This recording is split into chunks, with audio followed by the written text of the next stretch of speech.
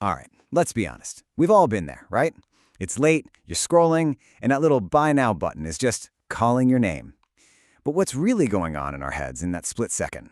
Well, today, we're going to crack the code on what actually drives our online shopping. Seriously, just think for a sec about the last thing you bought online. What was it that pushed you over the edge? Was it some slick ad you saw? A tip from a friend? Or, was it just a brand you've trusted for years? That's the big question we're digging into. The online world is this huge, crowded marketplace. Companies are in this nonstop battle for your attention. They have to come up with a strategy just to stay in the game, all of them fighting for that one single click from you. So, how in the world do we figure out what actually works? Well, lucky for us, a recent study did exactly that. They set out to find the answer. So, in 2024, a team of researchers basically went on a mission to crack the code of the online shopper. They wanted to figure out the key things that influence our buying decisions and find those hidden patterns behind our clicks.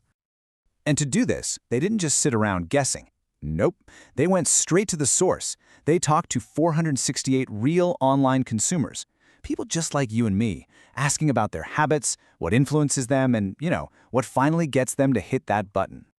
Okay, so the investigation really zeroed in on three main suspects, three big factors they thought had the most sway over our choices. Let's break them down. First up, you've got internet marketing. And yeah, we see this one every single day.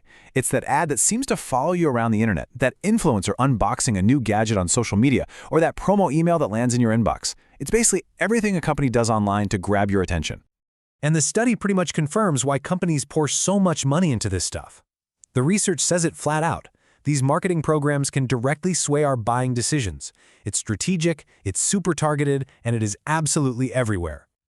Next up is word of mouth. Now, this isn't about what the companies are saying. It's about what we say to each other. Think about it.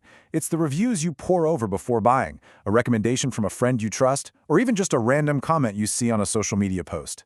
This is the real people-powered marketing. And this really gets to the core of why it's so powerful. It's all personal. The study points out that we just naturally share our experiences, good or bad, after we try a product. And that genuine, authentic sharing, that can be the one thing that convinces someone else to either click buy or just move on. All right, and our third and final influencer, brand awareness. To put it simply, this is just how familiar you are with a brand. Like when you think running shoes or smartphone, what's the very first name that comes to mind? Boom, that's brand awareness. And this quote from the source really nails it. There's just this feeling of safety and trust that comes with something familiar, right? We tend to lean towards a brand we already know because it just feels like less of a gamble than trying something brand new. So there you have it, the three big contenders, the company's flashy ads, our friends' honest recommendations, and the simple comfort of a name we already know. The researchers put them all head to head. So which one do you think came out on top? Okay, let's look at the evidence. So the first thing the study found is that, all three of these things matter a lot. Internet marketing, word of mouth, and brand awareness all have a real significant impact on our choice to buy. So none of them are worthless, they all play a role.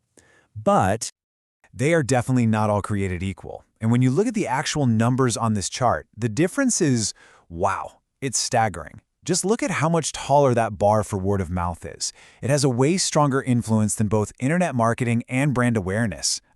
It's not even a close race. So here's the bottom line. Recommendations from other people were found to be nearly twice as powerful as a company's own marketing or how well known its brand is. And why is that? Well, it's pretty simple. We see it as more authentic. There's this built-in trust when a real person, not a paid advertisement, tells you, hey, this is actually good. So, the research is crystal clear. But what do we actually do with this info? Let's boil all this down into a simple, practical playbook for both businesses and for us, the shoppers. Okay, for businesses, the takeaway is pretty obvious. Yeah, ads and branding are important, but your most powerful weapon is your customer. Creating a space where people can share good experiences is just everything. And for us as shoppers, this is a great reminder to be a little more aware. The next time a friend is raving about a new product, recognize that powerful influence at play. It might be a fantastic recommendation, but it's also your cue to look beyond the slick marketing. Dig into the reviews for yourself, and maybe even discover a smaller brand that's a perfect fit. And that brings us right back to where we started. but now with a whole new lens. So the next time you're hovering over that Buy Now button, just pause for a second. Ask yourself, what's really driving this? Is it an ad, a habit, or a real recommendation? Knowing the answer, well, that might just change how you shop online forever.